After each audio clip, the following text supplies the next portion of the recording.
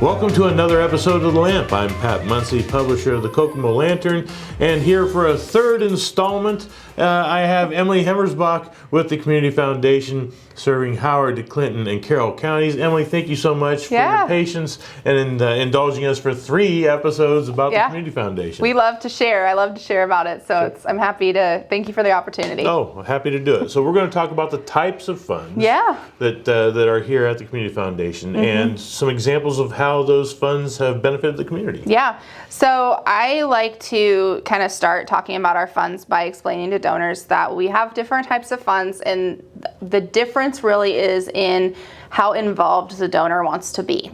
Okay. So how involved the donor wants to be and kind of where they want their money to go. So I will start with our unrestricted. We kind of talked about those a little bit in the last episode.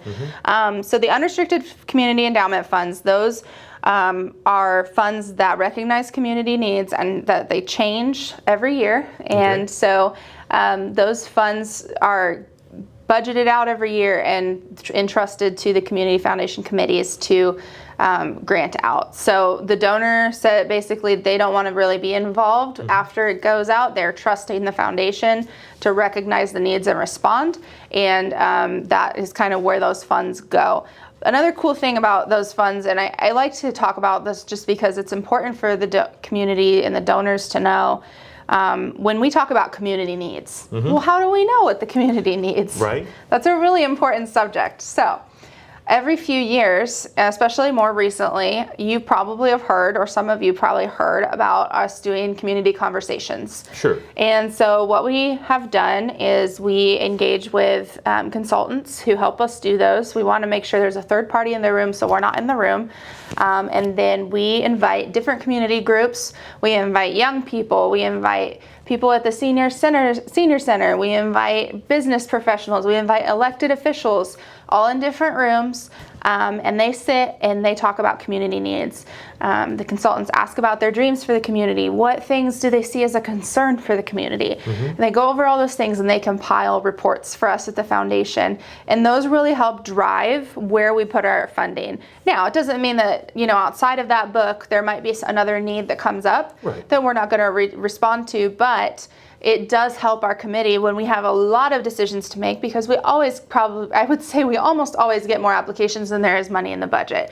That's just a typical thing anywhere, but that helps drive their decision making when they look and say, okay, here's what the community came to us and said, these are the things that we're concerned about. These are the things that we're dreaming about for our community. And then, so that's where those unrestricted dollars typically go. So does that become a stated priority so that donors know, hey, these are our priorities for this year, 2 years, 5 years? Yeah, so on our website, you'll actually go, each county, when you go to our county landing pages, it actually says community conversations, and you can actually look at the report yourself and see kind of what's driving us. What are we thinking about when we're doing different things? An interesting little tidbit was that in the planning grant, in the community conversation, they were funded by our planning grant from Lilly Endowment, but in the community conversations we did recently versus the ones we did a few years ago with Gift 7 for Lilly Endowment. I don't know how familiar you are with Turning Point, but a lot of people Very are. Much so, yes. So that was funded by a grant that came through the foundation. That was a grant that came from Lilly Endowment. It was a large-scale grant, and that was in response to our community conversations. And so the community said, hey, we're really concerned about mental health and substance use disorder.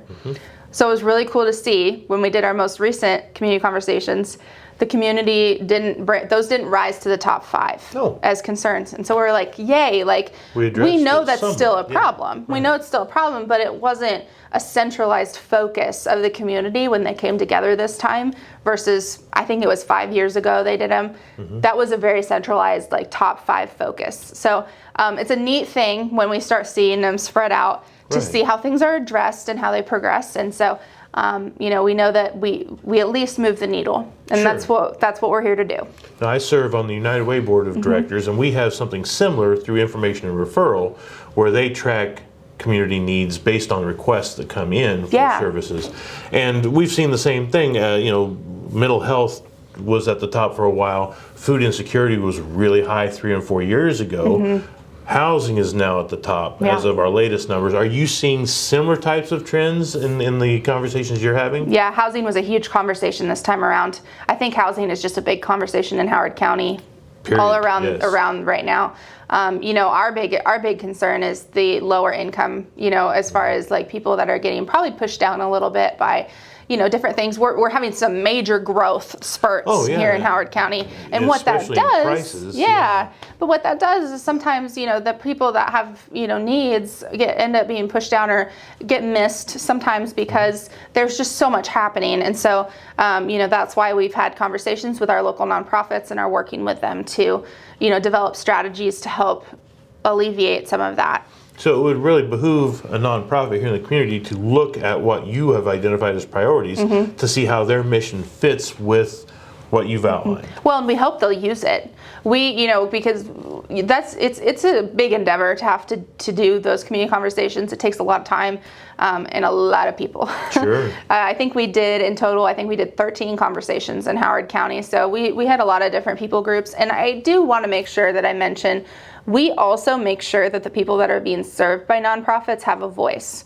So we go to a few different nonprofits. We ask them, hey, would you to ask some of the people that you're serving if they would be part of a group that talks to us about what we can do in the community. So I just think that's a really important point to make, is that we want to know from the people that are being served, not just from the people that are, serving them. That's they're important too. Sure. But I think sometimes they get overlooked. And so it's really important that the community knows that we are intentional about making sure we spread out that so that we really know what the community needs are. Yes. So we've really only talked about one type of fund so far. I know. So you have some other types of funds here. Yeah. So let's move a little bit more donor involved. Okay. That's the direct way I'm going to try to do this. So the next fund I'm going to talk about is our field of interest funds. Okay. So a donor comes in and they say, I don't really want to set up an unrestricted fund, but I also don't really want to be super involved in the decision making. Here's an option. I want my money to go to the arts. I want my money to fund projects that go to the arts in the community. Okay, there's your field of interest fund. Sure, yeah. It's a fund that the grants committee can direct money from, but it has to be within a set purpose by the donor. So, some of them have set up arts. Some of them, we have several youth funds. And so those are really cool because, they can look at it and say, this is a youth project. We're not going to use the money from our budget here. We're going to use from this fund that this donor has set up for youth. And so those, I think, are neat because it allows the donor to have a little bit of say, but also they don't have to be uber involved in the grant making process and making decisions for it. It's really kind of a semi-directed gift. Yes, Okay. Not all the way directed, but they say kind of, we're going to go from unrestricted to we're going to this is the focus I want my money to focus on. Gotcha. Yeah. So now getting even more focused, what's the next type? Okay, so next type would be donor advised funds. This is more involved. So a donor comes in and they say, I want to have a fund. I like to think of them as they're kind of living, breathing funds because the donor every year they get kind of the budget from us. So we say, this is what you have available to grant. And then they tell us, hey, I want to grant to this organization from my fund. Okay. Now, there's parameters around that because as a foundation, we can only grant to certain organizations with certain tax codes. So, how we talked about nonprofit, 501(c)(3), all of that stuff. We have to do the footwork. So that's a nice thing for the donor. They can say, I'm really interested in giving to this organization. Then our senior vice president, Emerald, she'll kind of do the footwork on, are they set up correctly? Do they have that designation? Can we give money to them, basically? Sure. So why would I use you as a middleman in that situation rather than just hand the money directly to that organization? Yeah. So I would say a few reasons. I would say number one, you're trusting our investment process. So we have a process already built that can grow your money. We're doing all of the manpower work for you. Gotcha. We'll do, the grant follow-up, any follow-up that needs to be done. We'll make sure that the checks go out, just those simple things that need to happen. And like I said, the research to make sure that the organization does have their tax exemption and all of that stuff. Plus, you're setting up a fund to last in perpetuity, Yes. as opposed to I just handed $40,000 to that nonprofit because I believe in it. They'll use that $40,000 and then my gift is gone. Yeah. If I give that $40,000 to you, you grow that gift and continue to give to that organization forever, right? Yeah, and so that's actually a really good subject to talk about with the donor advised fund, because we were actually just having this conversation with somebody. Well, what happens to a donor advised fund when the donor advisor passes? Sure. So there's a couple different things that might happen with that. The donor advisor can put another advisor on their fund. So a lot of times, a parent might put their child on as, the next advisor. Okay. The other thing that will happen, so eventually there won't be any advisors on the fund. And at that point, the advisors become the board of directors here at the foundation. Okay. But they also take into account what that donor was focused on, what their interests were. They do discuss that. They still want to honor that donor's intentions with the fund. So that's kind of what happens there. So it will, like you said, it will always benefit the community. It's never going to go away. When they pass, it'll just be something that the board of directors becomes the advisor on. Okay, cool. Yeah. Now, do we have yet another level of... We have a couple. a couple more, levels. all right. Yeah. It's getting more focused. Yes. So let's talk about designated. Those are All right. very focused funds. Okay. So donor comes in and they say, hey, I want to set up a designated fund for XYZ nonprofit. Okay, so here's what happens with a designated fund, and I think they're really cool. They're really special. When a donor sets up a designated fund for XYZ nonprofit, then as that fund grows, so once it's fully established and it starts growing, the growth off that fund every year is annually distributed.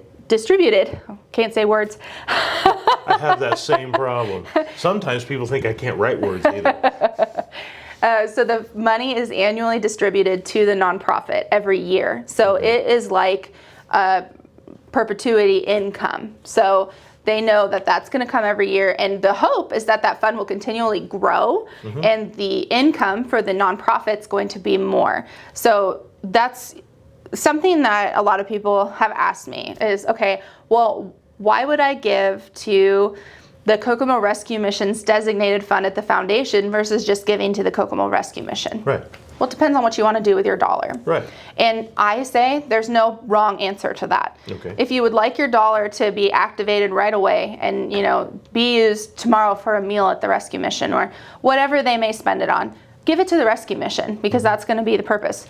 If you want your dollar to grow over and over and continually give money to the rescue mission, then you might give it here at the foundation to their designated fund. You still know it's going to the rescue mission, but it's going to have that perpetuity. It's going to be here. The dollar is going to stay here forever, but the growth of that dollar is going to go out to the rescue mission every year. And my money is going to go in with money from other like-minded individuals that want to help out that organization and kind of increase my effectiveness then. Yes. Yeah. So it's kind of like a larger scale match. Yes. Yeah. So like I said, it really comes down to what your intent is and also just what you want your dollar to do at the time. There's no wrong answer. I think that there's just as much importance to giving to the nonprofits directly as there is to supporting their funds that support them long term. I assume that most of the major nonprofits here in town have a designated fund here? Yeah, most of them do. And if you see a new nonprofit, oftentimes we'll have a donor that wants to set up a designated fund for them. So that happens occasionally. But yeah, if you look through our list, you're generally probably going to find your nonprofit. And if you don't, we're happy to talk about what we can do to change that. Sure. It sounds like a really good avenue for a nonprofit that is limited on manpower and time they can devote to it. They can use you then as their fundraising mechanism, in part at least. Right? Yeah. Say, hey, look, you want to give to us? Just call a community foundation. They'll take care of it. And then I can go on to do the business that I'm better at because no one grew up thinking, I can't wait to administer a grant fund. Not when I want to feed the homeless. Yeah. Like I said, it just depends on, the activation of the dollar. I do always think it's important to know that the nonprofits do need dollars coming in their doors too.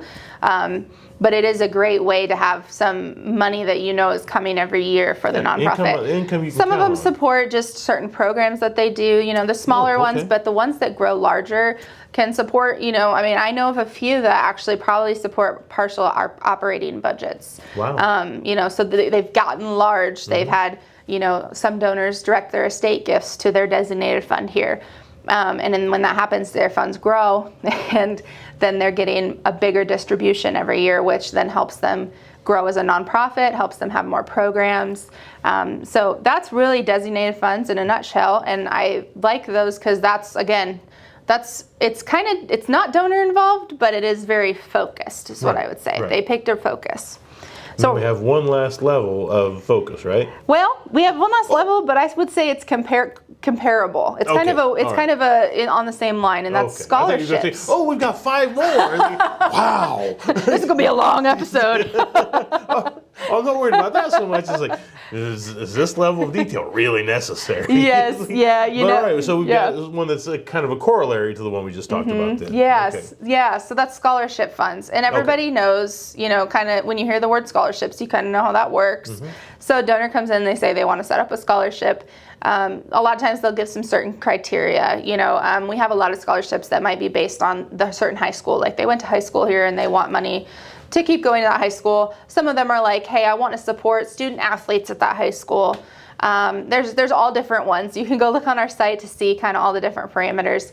Our scholarships officer, Bethany Davis, and then Emerald Blankenship, our senior vice president, they work with donors to really kind of make sure of 2 things. They want to meet their goals, but they also want to make sure that the criteria is broad enough that we can give out the scholarship every year. Because some people have a tendency to go really focused, and then oftentimes you can't get the money out because you don't have that perfect student. Girls named Bethany going to these 2 high schools for the next 20 years. They're the only ones that can be considered. Exactly. That's a little too tight. Yeah, Okay, gotcha. Right. We want to make sure that the money is getting back into the community. Right, that's the whole point. Yes, so a lot of times we'll have multiple meetings with donors to just keep working with them on, the criteria and what their goals are, what we think is viable for a scholarship, and we want to make sure that everybody's happy at the end of the day when we make that scholarship fund. And then those are a whole other process where, Bethany is very focused on getting that money out the door. A lot of times she'll even call guidance off counselors and say, hey, I have this scholarship. I don't have any applicants for it. Do you have any recommendations? Gotcha. So I'm always encouraging students to apply. And I think that's something that is missed a lot for students is they'll count themselves out of scholarships because I don't have the grade point average to get a scholarship. Well, not all of our scholarships are focused on that. Some of them are focused on their activities. Some of them specifically want the person that's not at the top of their class. So our donors have a very wide array of what they want their money to go to as far as students go. And so I always tell students, don't count yourself out. Sure. Get on the application, put it in, see what happens. You might be surprised. Do you have a lot of scholarships that don't get awarded? I don't think we have a ton, but I think there's a lot of background work that happens at the foundation with us making sure that we get that money out. So that's where I'm telling students, because there's students sometimes that we have to pursue to make sure that the scholarship is awarded, and so we want to make sure that the students are applying, that they know they don't count yourself out because of XYZ, whatever's happened. There's the scholarship that's probably out there for you. And we would rather you apply and be able to get some money for schooling. Absolutely. Yeah. So, one of the overarching things that we've talked about with all this is it's all dependent on growth. Yeah. We're investing this money and we're making this money, work for us. When things get bad, when we had the Great Recession in 2008, for instance, how does that impact your growth? Yeah, so that's the thing about the way the foundation works that's cool, and I think we talked about this in maybe the first episode a little bit. So we have a structure that makes sure that when things get bad, it doesn't skew our budget so bad that we can't support the nonprofits. So when our grants budget is calculated. It's calculated over a 12-point rolling average. 12-quarter, I'm sorry, not 12-point. It's 12-quarter rolling average. So they're looking at a lot of years of when, the ups and downs of the market, and then it averages out here. So on a year when it's like this, we're probably going to be like this as far as our budget goes. But the same when you're like, well, it's a really good year, that doesn't necessarily mean that the foundation's budget went like this. Sure. But that's, I think, the beauty of the way we do things is there's some steadiness to our provision for the community. And that goes back to the stewardship all the way back to when we were founded. The way we were set up and, the way we run and operate this foundation, the way our board directs things is to make sure that we're here for the community. When disaster strikes, when there's a certain need that arises, we want to be a central nervous system to help with nonprofits. Something I don't think I had an opportunity to share with you is that we do have a small grants program. Okay. And that is I would say it's kind of like an emergency situation type deal. So to some degree, sometimes it's a program that needs a little bit of funding. So it's kind of an out of cycle thing that we do. It's up to $5,000 is the request we can take. And what we do with those is when a need arises, that's out of the norm. That's what happens. And I have a really good story to share with you about that. Let's hear it. So a couple years ago, I don't know if you're familiar with Valley of Grace. Yes. It's a local nonprofit here. They called up Emerald right before Thanksgiving, and their oven went out for their nonprofit. Oh, no. Okay, they're residential, so they have people there, and it's right before Thanksgiving. Yeah. So of course, $5,000 isn't enough to get the industrial type oven that they have for their kitchen, but we knew that we wanted to help, and so Emerald started facilitating some assistance with that. And the next day, she got a phone call from a local church, and they said, "Hey, we have some extra funds we would like to give to a nonprofit. Do you know of any needs in the community?" Sure. And she said, "Well, what nonprofits do you want to, what are you focused on?" We're able to be conveners to collaborate with other organizations. And in that case, we were able to, when that nonprofit arrived here to pick up their check, have the church here with the rest of the money to fund the oven. Fantastic. And so I like to share that story for a couple of reasons. I always want organizations and people that, maybe you are a donor that just, you want to give to the nonprofit. You don't want to start a fund, but you have a certain need you're thinking about. You have a certain goal. You really want to support the youth. Give us a call. Emerald, if you call Emerald and you tell her, "Hey, I really want to give $20,000 to an organization that takes care of, something to do with youth," she's going to have a bunch of ideas for you, because she's hearing those needs all the time, and we want to be able to facilitate that anytime that we can. It's not just about getting dollars here at the foundation. We're also about being community minded and helping support in any way we can. So if you are wanting to know of a need, if you are with an organization that wants to give some money but you're not sure how, give us a call and we'll help you. You've got a couple of examples of how this money has helped the community. I put her on the spot before we started filming. I want to know, how can we explain to people where they can see this money in action? So you've got a few examples here from the last 3 years. So more than just the oven story, which is a great story. It's a perfect example. Show us some of the bigger ones. Yeah, so I actually have our most recent 3 annual reports in front of me. Since you put me on the spot, I had to go get these because I always try to keep stories in here of what happens. So just some different examples of things that we've supported. In 2021, Coordinated Assistance Ministries, so CAM, as many people know them, they were working on a new shelter remodeling, and I can't remember the whole play out, but they needed to add a second shower to the single level facility.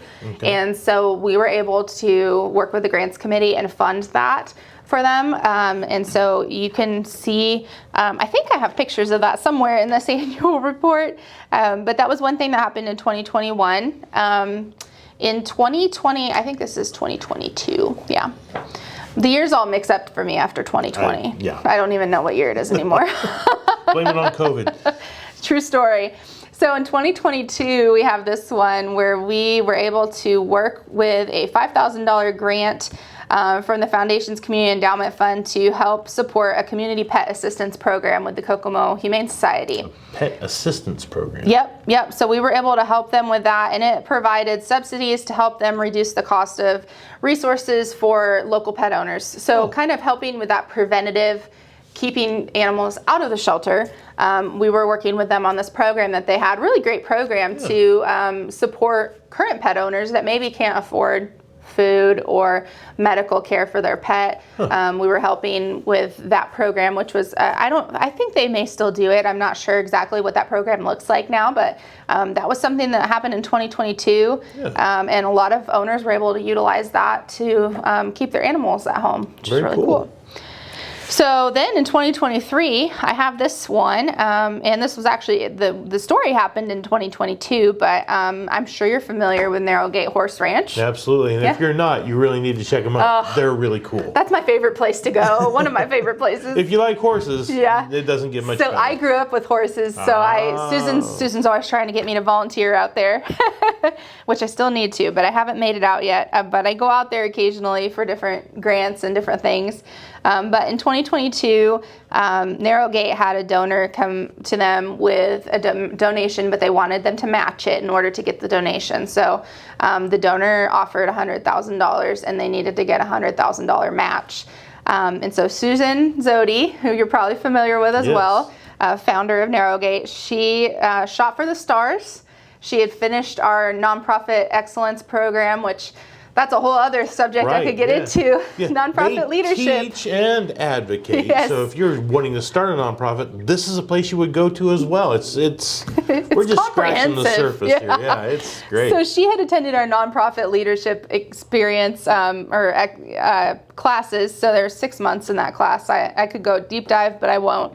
And so she utilized the skills that she had built in there, and she wrote up a grant application for $100,000 from us.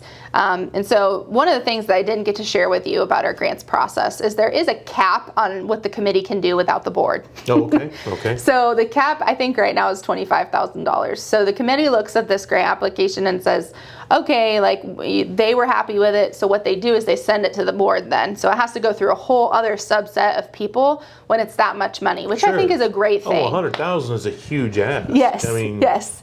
Yeah, and so I think even at that time, the board requested that Susan come and present. So they came and presented to the board. The board was able to ask them questions. When you're asking for a big ask like that, you are going to probably have to interview with our committees and our board. And in the end of all things, our board approved the match grant, which helped fund. I think it helped fund the sewer system and some other things for the arena that now exists out there. Which is really cool. I mean, the whole class is out there. That's where you have a lot of the therapies taking place, especially during the off months where it's not nice outside. They even have heaters in the ceiling. I was just amazed when I went out there. So they can serve kids in the winter, which is just really important with the kids that they serve, because they're kids that need that space to maybe interact with a horse and have some safe adults to be around, to talk about some things that maybe they just don't want to talk about at home. Right. And so losing those winter months was really a big loss for them as an organization, and so we're just so glad that they gained those back. So there you go. There's 3 examples of how Community Foundation dollars are impacting the community in which you live in ways you can go out and look at, or you can experience yourself. And even if you've got a small need, they've got the capability of addressing that too. So it's, and I just would say, to people that are interested and maybe want to know more about what goes out into the community, a great way to find that out is to go on our website, which is cfhoward.org. Absolutely. And we have all of our annual reports on the website in PDF form, and so you can view those. And the cool thing about our annual reports is we list every grant that went out into the community in here. So you can quickly come in here and see, actually you get to see all 3 counties, but you can look at the different fund types and where the money went and how much money went out. And oftentimes we're able to list the projects. So especially on our unrestricted, you'll be able to see the different projects that were supported. So this one is the 2023 annual report. So we had Hoosiers Feeding the Hungry. They got $5,000 for meat for their food pantry set up, which we talked about food insecurity is an important thing right now. We had Hope for the Hurting. They had some renovations for their women's home. And so that was a $50,000 grant that went out of the Community Foundation. Wow. There's so many examples. We could be here for hours. Sure. But instead, you can go online and you can look at them for yourself. Yes. You can find one that, hey, that sounds like something I'd be interested in. That sounds like something I'd like to donate to, or maybe to apply for a grant in that vein. Yes. Plenty of ideas there if you're looking for a reason to get some money. They're kind of in the business of giving it away. Yes, and it's important to us to get it out into the community. That's why donors entrust it to us, is they trust us to get it back out into the community, and so we work diligently every year to get that done for them. So you've got transparency, you have effectiveness, and you've got a large pot of money that's going back into your community. I really can't think of a better organization to start with when you're looking to maximize your impact on your friends, your neighbors, your family right here in Kokomo, Howard County, obviously Clinton and Carrol as well. So give them a look. Most definitely get in contact with them. I'm sure you're even looking for help from time to time. Get in touch with us, talk to us. We love to talk about the foundation and what we do. We actually have 9 staff members here at the foundation. We're a busy bunch, but we all have a huge passion for the community and for nonprofit work and just what we do in general. We love being here, so we want people to come in the door. Come on in and check us out. Absolutely. All right. So again, thank you, Community Foundation, Emily Hemersbach, for spending your time on 3 episodes of The Lamp. I'm glad that you've made it through all 3 of them. We're going to change it up and do something else next week. But until then, please be good to each other.